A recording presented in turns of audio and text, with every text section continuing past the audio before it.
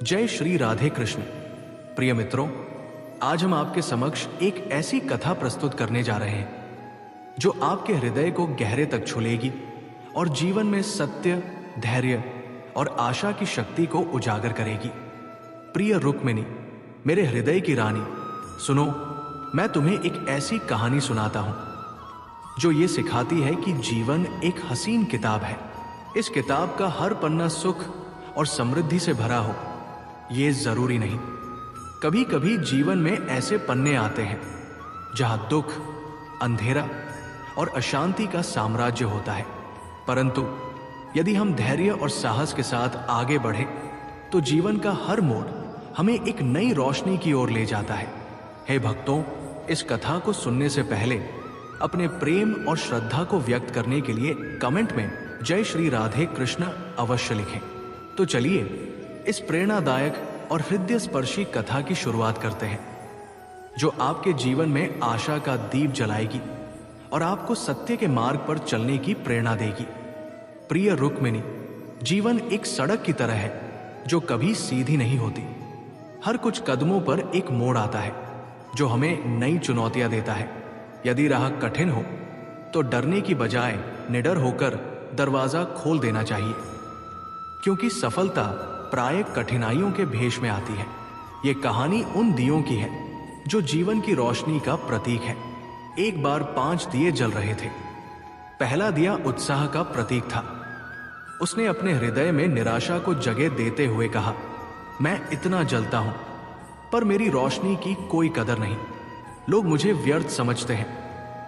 यह कहकर वो बुझ गया और उसकी लौ की गर्मी ठंडी पड़ गई। दूसरा दिया शांति का प्रतीक था। उसने देखा कि दुनिया में हिंसा और अशांति बढ़ रही है। उसका हृदय दुखी हो गया और उसने कहा, मेरी शांति की रोशनी का कोई मूल्य नहीं, लोग मेरे प्रकाश को अनदेखा करते हैं। यह कहकर वो भी बुझ गया। तीसरा दिया भाईचारे का था। उसने अपने साथियों को बुझते देखा और सोचा, जब उत्साह और शांति ही नहीं तो मैं अकेला क्यों जलूं? वो भी निराश होकर बुझ गया। चौथा दिया एकता का प्रतीक था, पर वो अकेले जलने में असमर्थ रहा और उसकी लौ भी धीरे धीरे ठंडी पड़ गई। परंतु प्रिय रुक्मिणी, एक छोटा सा दिया जो आशा का प्रतीक था, अपनी मध्यम सी लौ के साथ निरंतर जलता रहा। उसकी रोशनी कम थी, पर उसमें एक अटूट विश्वास था। एक नन्हा बालक घर में आया। उसने 4 बुझे दियों को देखकर दुखी होने के बजाय उस छोटे से जलते दिए को देखा और उसकी रोशनी से उसका हृदय प्रफुल्लित हो उठा। उसने उस दिए की लौ से बाकी 4 दियों को फिर से प्रज्वलित कर दिया। वो छोटा सा दिया आशा का था, जो हर अंधेरे में रोशनी देता है।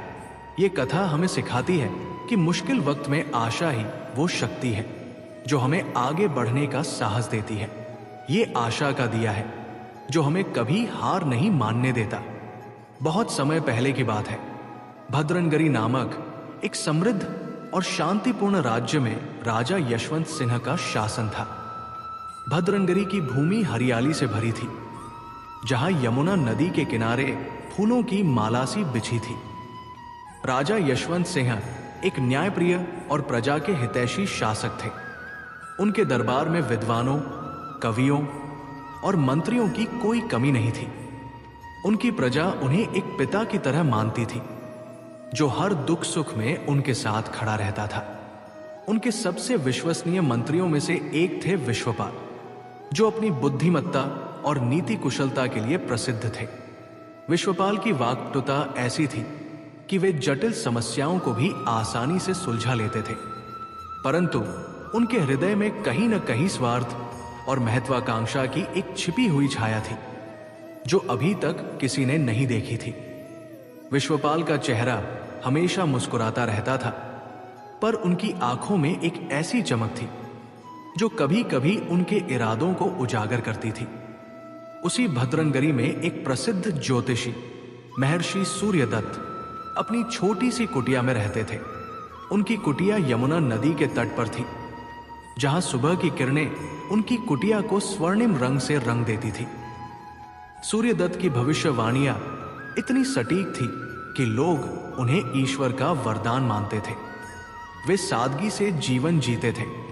उनकी कुटिया में न तो सोने चांदी का वैभव था, न ही रेशमी पर्दों की सजावट। वे भक्तों से जो कुछ श्रद्धा में मिलता उसी से संतुष्ट रहते थे। उनकी विद्या ऐसी थी कि वे चाहते तो अपार धन संपत्ति अर्जित कर सकते थे, पर लालच उनके हृदय को कभी छू नहीं पाया। उनकी आंखों में एक शांति थी जो उनकी आत्मा की पवित्रता को दर्शाती थी। उनकी ख्याति धीरे धीरे पूरे राज्य में फैल गई और यह समाचार विश्वपाल तक भी पहुंचा। विश्वपाल, जिनका अहंकार उनकी बुद्धिमत्ता से भी बड़ा था, ने अपने एक सेवक को सूर्यदत्त के पास भेजा और संदेश दिया कि वे उनसे मिलना चाहते हैं। पर महर्षि सूर्यदत्त ने विनम्रता पूर्वक मना कर दिया और कहा, यदि मंत्री जी मुझसे मिलना चाहते हैं तो उन्हें स्वयं मेरी कुटिया में आना होगा। मुझे किसी से मिलने की इच्छा नहीं है। यह सुनकर विश्वपाल का चेहरा क्रोध से लाल हो गया। वो सोचने लगा, एक साधारण ज्योतिषी की इतनी हिम्मत कि वो मेरे आदेश को ठुकराए। उसका अहंकार आहत हुआ, पर उसकी जिज्ञासा ने उसे मजबूर किया। वो अपनी शाही पालकी छोड़कर पैदल ही सूर्यदत्त की कुटिया पहुंचा। यमुना नदी के किनारे, जहां हवा में फूलों की खुशबू तैर रही थी, सूर्यदत्त अपनी कुटिया के बाहर ध्यान मग्न बैठे थे।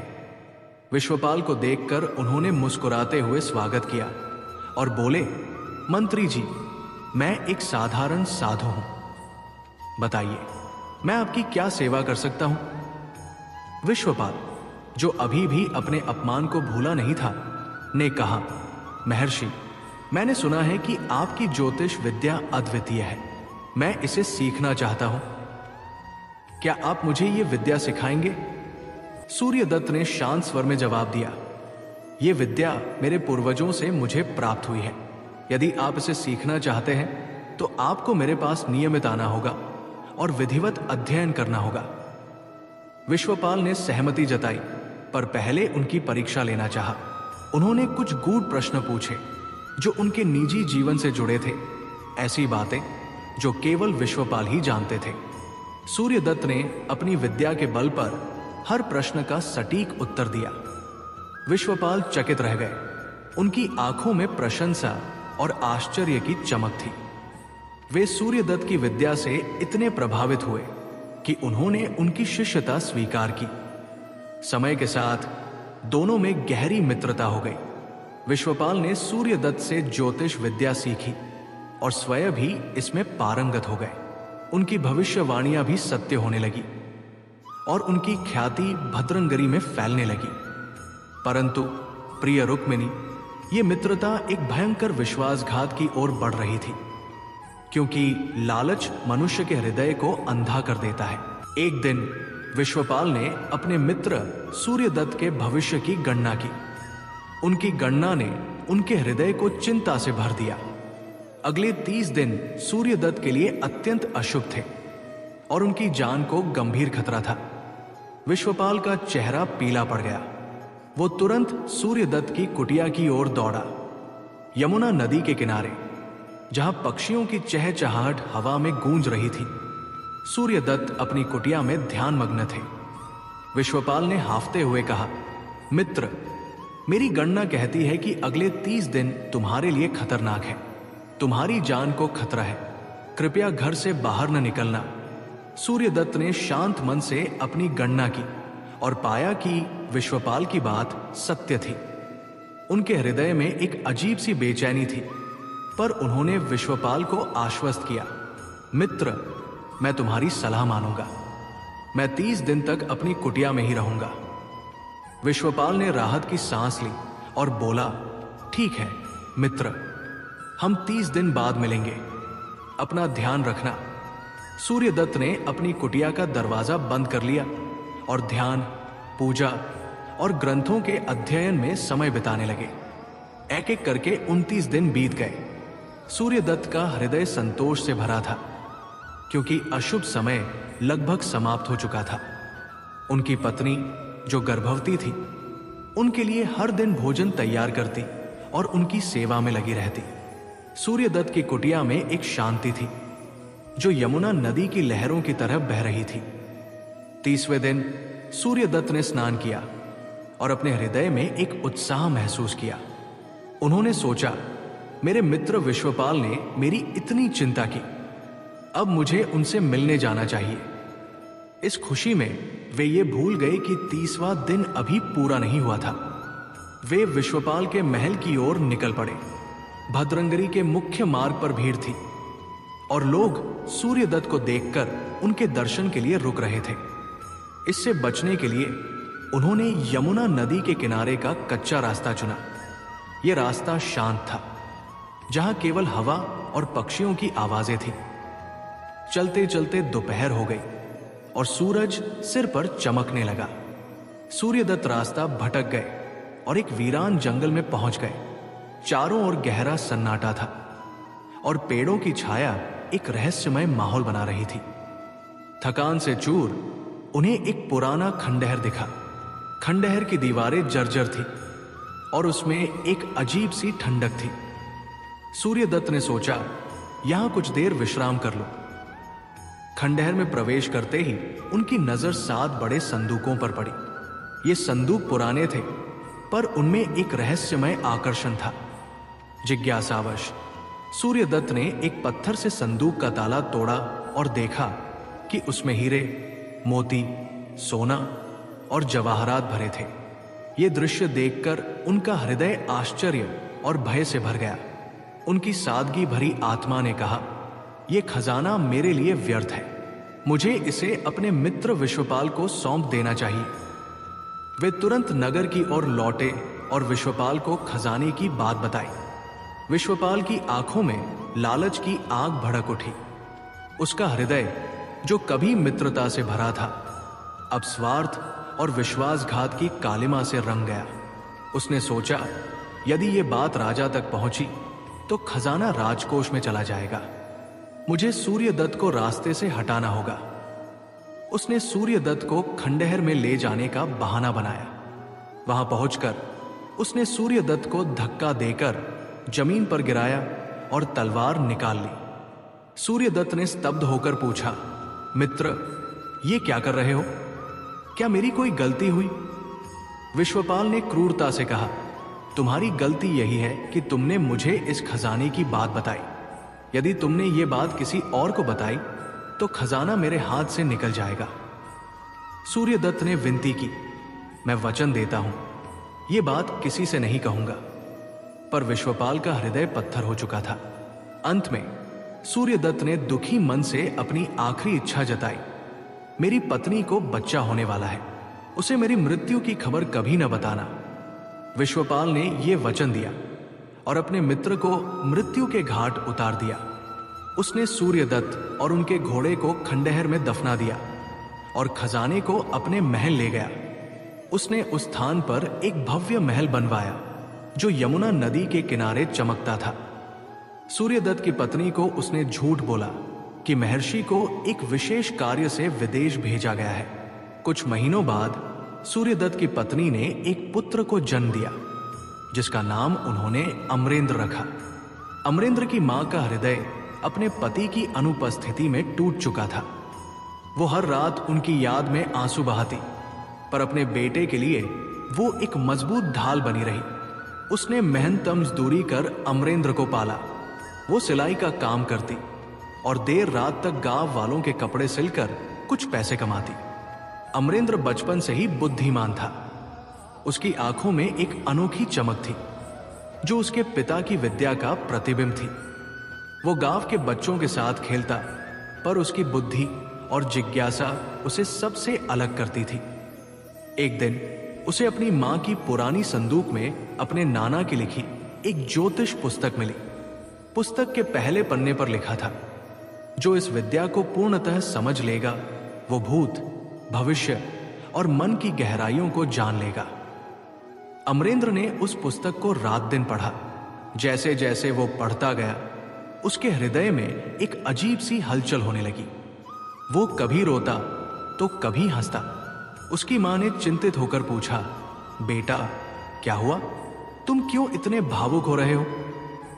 अमरेंद्र ने आंसुओं से भरी आंखों से कहा, मां, इस पुस्तक ने मुझे मेरे पिता की सच्चाई बता दी। उन्हें एक क्रूर व्यक्ति ने धन के लालच में मार डाला, पर चिंता न करो, मैं अपने पिता की हत्या का बदला अवश्य लूंगा। यह सुनकर उसकी मां फूट फूट कर रोने लगी। उसका हृदय टूट गया, पर अमरेंद्र ने उसे गले लगाकर सांत्वना दी और कहा, मां, यह पुस्तक कहती है कि एक दिन राजा यशवंत सिंह मुझे अपना मंत्री बनाएंगे और मैं अपने पिता के हत्यारे को सजा दिलाऊंगा। समय बीतता गया और अमरेंद्र युवा हो गया। उसकी बुद्धिमत्ता की चर्चा पूरे भद्रनगरी में फैलने लगी। लोग कहते थे कि वह अपने पिता सूर्यदत्त से भी अधिक विद्वान है। वो गांव वालों की समस्याएं सुनता और अपनी विद्या से उनके प्रश्नों के उत्तर देता। उसकी वाणी में एक जादू था जो लोगों को उसकी ओर खींचता था। एक दिन उसकी मां ने दुर्लभ कमल ककड़ी और जंगली शहद खाने की इच्छा जताई, जो केवल विश्वपाल के बगीचे में मिलते थे। अमरेंद्र ने कहा, मां, मैं स्वयं जाऊंगा। वो विश्वपाल के बगीचे पहुंचा, जो यमुना नदी के किनारे एक हरे भरे स्वर्ग की तरह था। वहां फूलों की महक और मधुमक्खियों की भनभनाहट हवा में तैर रही थी। बगीचे के रखवाले ने उसे रोकने की कोशिश की, पर अमरेंद्र ने अपनी विद्या से रखवाले का रहस्य उजागर किया। उसने कहा, कल तुमने एक सांप को मारा था और अब उसकी मां तुम्हें डसने के लिए छिपी है। रखवाला चकित रह गया और बोला, तुम्हें यह कैसे पता? अमरेंद्र ने मुस्कुराकर कहा, तुम बस मुझे फल और शहद दे दो और यह बात किसी को मत बताना। रखवाले ने डरकर उसे सब कुछ दे दिया। तभी विश्वपाल बगीचे में टहलते हुए आ गया। उसने अमरेंद्र को देखा और उसका नाम पूछा। अमरेंद्र ने गर्व से कहा, मैं सूर्यदत्त का पुत्र अमरेंद्र हूं। यह सुनकर विश्वपाल का चेहरा पीला पड़ गया। उसने झूठ बोला, मैंने तुम्हारे पिता को एक कार्य से विदेश भेजा था। अमरेंद्र ने क्रोध भरी नजरों से कहा, नहीं, मेरे पिता को एक लालची ने मार डाला, मैं उसका बदला लूंगा। विश्वपाल समझ गया कि अमरेंद्र सब जानता है। उसने अपने नौकर को अमरेंद्र को तहखाने में बंद करने का आदेश दिया, पर अमरेंद्र ने नौकर को उसकी गुप्त इच्छा विश्वपाल की बेटी से विवाह बताकर अपने पक्ष में कर लिया। नौकर ने विश्वपाल को झूठ बोला कि उसने अमरेंद्र को बंद कर दिया। उसी रात राजा यशवंत सिन्हा को एक रहस्यमय सपना दिखा। उन्होंने देखा कि एक पक्षी 7 अंगूरों का गुच्छा लाया और एक कौवा उसे छीनकर उड़ गया। सुबह वे ये सपना भूल गए और दरबार में मंत्रियों से इसका अर्थ पूछा। कोई जवाब न दे सका। गुस्से में राजा ने विश्वपाल को 15 दिनों में जवाब देने का आदेश दिया, वरना उन्हें मंत्री पद से हटा दिया जाएगा। विश्वपाल को अमरेंद्र की याद आई। उसने नौकर से सच जाना और अमरेंद्र को बुलाया। अमरेंद्र ने शर्त रखी कि वो विश्वपाल की पीठ पर सवार होकर दरबार जाएगा। दरबार में विश्वपाल को अपमान सहकर अमरेंद्र को लाना पड़ा। अमरेंद्र ने राजा को सपने का अर्थ बताया। महाराज, आपने देखा कि एक पक्षी 7 अंगूरों का गुच्छा लाया जो एक कीवे ने छीन लिया। इसका अर्थ है कि मेरे पिता सूर्यदत्त को 7 संदूकों का खजाना मिला, जिसे विश्वपाल ने लालच में हड़प लिया और उनकी हत्या कर दी। राजा ने तलाशी का आदेश दिया। विश्वपाल के महल से खजाना और सूर्यदत्त की हड्डियां मिली। विश्वपाल को मृत्युदंड दिया गया। अमरेंद्र ने अपने पिता का अंतिम संस्कार किया और राजा ने उसे मंत्री बनाया। अमरेंद्र ने विश्वपाल की बेटी का विवाह उस नौकर से करवाया जिसने उसे बचाया था। वो अपनी मां के साथ सुखी जीवन जीने लगा। प्रिय रुक्मिणी, ये कथा सिखाती है कि सत्य और न्याय की जीत अवश्य होती है। आशा का दिया हर अंधेरे को रोशन करता है। अच्छे कर्मों का फल हमेशा शुभ होता है और पाप का दंड अवश्य मिलता है। हे मित्रों, यदि ये कथा आपको पसंद आई तो इसे लाइक करें, शेयर करें और हमारे चैनल को सब्सक्राइब करें। यदि कथा में कोई त्रुटि हो तो हम हृदय से क्षमा मांगते हैं। कमेंट में अपनी राय और जय श्री राधे कृष्ण अवश्य लिखें। धन्यवाद।